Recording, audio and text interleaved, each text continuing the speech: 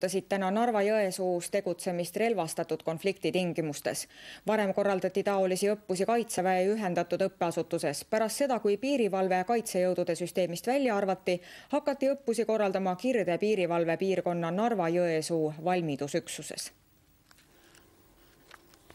Piirivalve kolledži kadettide harjutuse legendi kohaselt ületas Eesti piiri 2 naaberriigist pärit maasturit. Piirivalvurite korraldustele sissetungijad ei allunud.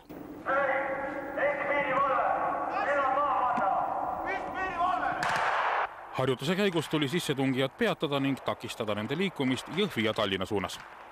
Piirivalve kolledži kadettidele tehakse iga kursusel vähemalt üks taoline õppus kindlasti ja tavapäraselt ka rohkem, sest nagu me oleme rakenduskõrgkool, siin on mitte nii palju teooriale kui just praktilisele tegevusele nii piirivalve kolledžis kui ka teistes kolledžites on tegelikult eksamitööd on tegelikult praktilised. Piirivalve alustas ohvitseride koolitamist eelmise aasta detsembris. Varem valmistati piirivalve ohvitsere ette sõjakoolis. Varem me kasutasime kaitsejõudude taktikat, neid teadmisi, mis sõjakoolist saadi ja mängisime nagu ümber enda vajadustele.